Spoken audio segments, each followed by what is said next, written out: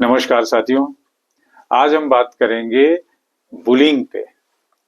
Bullying का आपके बच्चे के स्वास्थ्य पे और एकेडमिक परफॉर्मेंस पे क्या प्रभाव पड़ता है, उस पे बात करेंगे और हमें किस तरीके से सावधान होने की जरूरत है। तो साथियों, जो बुलिंग है ये एक तरीके की मार पिटाई है, चाहे देखने में हो या ना देखने में हो।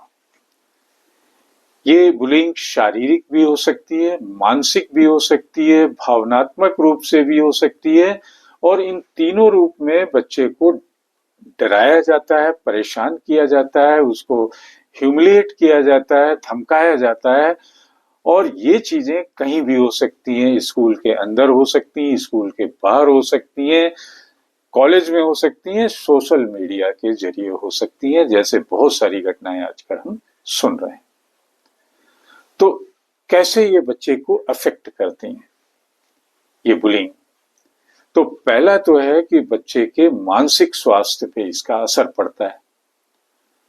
बच्चा तनाव में रहता है, स्ट्रेस में रहता है, एंजाइटी में रहता है, डिप्रेस्ड रहता है, निराश रहता है, उसमें आत्मविश्वास की कमी आ जाती है और समटाइम्स वो बच्चा पीटीएसडी से सफर करता है, पोस्ट ट्रॉमिक स्ट्रेस डिसऑर्डर। कोई घटना उसकी हुई, मेंटल, इमोशनल या फिजिकल बुलिंग की, और वो ताजिंदगी उसकी खोपड़ी में भरी रहती है, ये डिसऑर्डर पैदा हो जाता है।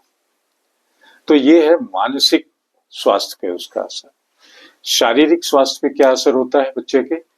ये बुलिंग क्या करता है कि बच्चा जो है नींद की समस्या से ग्रस्त हो जाता है, उसको नींद नहीं आती, बच्चे को सिर दर्द रहता है, पेट दर्द रहता है, कमजोरी रहती है और कमजोरी में कभी कभी खाने की आदत में उसके बदलाव आता है, बहुत ज्यादा खाना खाना शुरू कर देता है या ये कहता है कि मुझे भूख नहीं है और अपने को सेल्फ हार्म करने की कोशिश करता है, आत्म नुकसान पहुंचाने की।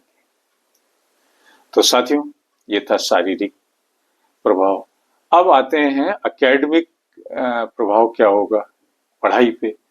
तो पढ़ाई पे उसका कम ध्यान जाता है, जिसकी वजह से उसका परफॉर्मेंस गिरता है, उसके ग्रेड्स गिरते हैं और वो हमेशा डाउट में रहने लगता है, सही गलत का निर्णय वो करने में अक्षम हो जाता है।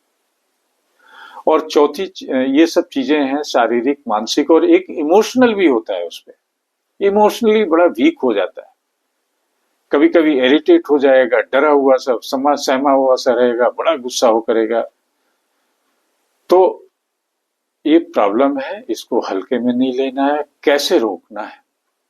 तो रोकने के लिए, बुलिंग को रोकने के लिए पेरेंट्स को जागरूक होना पड़ेगा, शिक्षकों को जागरूक होना पड़ेगा, स्कूल में एंटी बुलिंग पॉलिसी लागू करनी पड़ेगी, एंटी रैगिंग पॉलिसी लागू करनी पड़ेगी, बच्चों को आत्मरक्षा की ट्रेनिंग देनी होगी, उनमें आत्मविश्वास बनाए रखने की ट्रेनिंग देनी होगी, उनको साइबर बुलिंग की ट्रेनिंग, जिसमें कि को पता ही नहीं चलता है ना स्कूल वालों को ना पेरेंट्स को, तो साइबर बुलिंग की ट्रेनिंग देनी पड़ेगी कि कैसे साइबर बुलिंग भी होती है।